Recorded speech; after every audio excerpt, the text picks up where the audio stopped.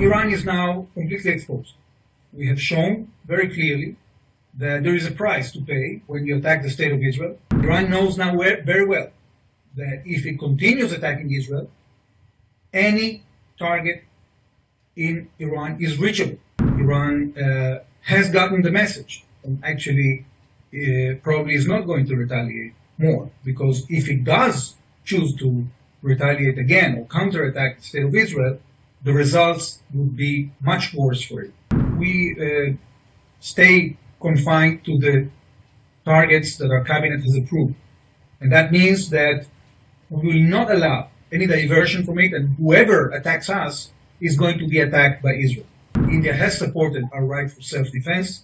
I think that when you look at what Israel is doing, it goes without saying, it's beyond doubt, that Israel is not trying to escalate the conflict. Attack.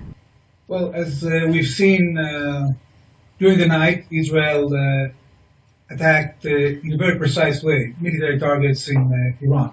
We have neutralized the air defense system of Iran, and we have destroyed missile capabilities, missile factories, and other air capabilities that the Iranians have. Iran is now completely exposed. We have shown very clearly that there is a price to pay when you attack the state of Israel, and we are staying at this point very focused in not escalating further. We want to be confined in the targets of that the Israeli cabinet has defined. That means to completely eradicate the military capabilities of Hamas, bring back our hostages, and make sure that Hamas doesn't rearm and regroup. And in the north, we want to bring our 70,000 citizens that we had to evacuate from the north as a result of the Hezbollah attack back home. Now, Iran, unfortunately, has decided to escalate the situation and widen the attack against Israel. Israel is not going to allow that. And Iran knows now very well that if it continues attacking Israel, any target in Iran is reachable. Right. So Iran said that its air defenses had successfully countered the attack, and some locations suffered limited damages. How do you see such statements from Iran, and do you expect any future retaliation from Iran? And in case it does, what would be Israel's plan? Well, we are used to this kind of lies coming from Iran, but it's a good sign. I think it's a sign that Iran has gotten the message and actually probably is not going to retaliate more, because if it does choose to retaliate again or counterattack the state of Israel, the results would be much worse for it. So this is our clear message. We send this message in multiple channels to the Iranians. Stay out of this. Stop attacking the state of Israel.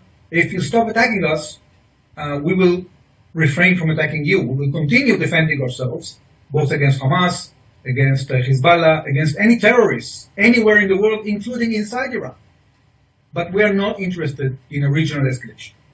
Right. So how do you see the conflict escalating into a wider one, since Hezbollah is also involved? We saw recently there was a drone that was launched towards Israeli Prime Minister's residence. So how do you see this conflict moving forward?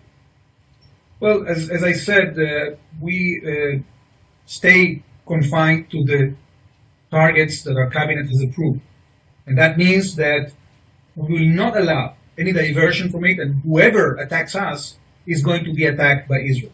So Hezbollah can try to continue attacking Israel. We have shown that we have the capabilities to actually damage their aggression capabilities in a very, very significant way.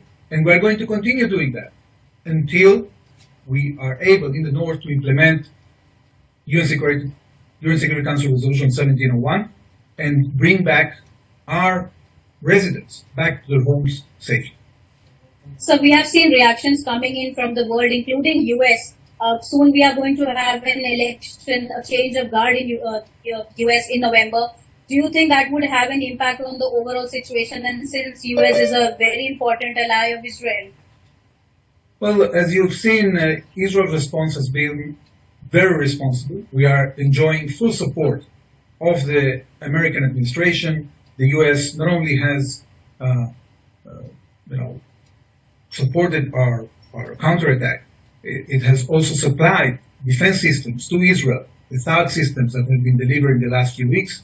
We are seeing support from wall to wall in American Congress to the actions that we are taking. And we are seeing also countries in the Middle East that are not satisfied with the situation, but not only that they are not condemning Israel, they are not trying to prevent the Israeli action. So this is very important. I think Iran got a very clear message today that the region, not only Israel, but the region and the world are not ready to accept the continuation of their aggression. Right. So how do you see India's role in this conflict, since, India has been calling for restraint and it has been calling for de-escalation. It has good relations with Israel and Iran. So how do you think India can play a role when it comes to stability in the West Asia region?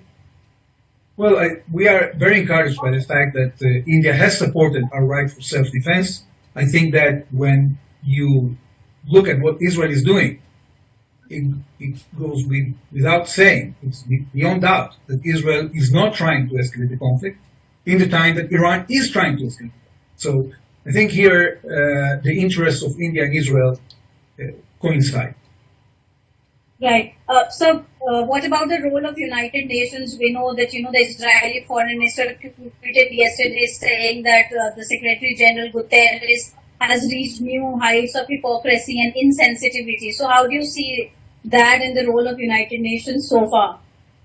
Well, our foreign minister was completely right, because 1 or 2 days before his statement, Secretary General Guterres has decided to condemn the taking out of an UNRWA operative that was actually in charge of killing 15 innocent people inside a building on the 7th of October.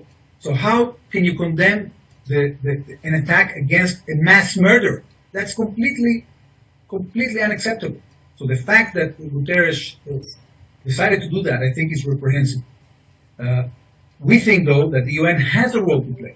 As you know, UNIFIL is deployed in South Lebanon. So far, it didn't succeed in preventing the deployment of Hezbollah forces in the south. What we want to see now, following our operation, following the fact that Israel has cleared out the entire border area on the northern side to our border, we want to see a situation that we can verifiably implement UN Security Council Resolution 1701. And that means that the UNIFIL forces have to have the mandate and the capability to prevent Hamas operatives from returning back to the border area. Excellency, just last question. What next for West Asia region? Is ceasefire still on the table, and how long does Israel plans to continue with its operation? Well, Israel is always ready for a ceasefire. We want Hamas to lay down their weapons and release the hostages. We are ready to accommodate their exits from the Gaza Strip. We want to create a mechanism in the north by which the Security Council resolutions can be implemented. And if we get those assurances, then no doubt we can reestablish stability in our region.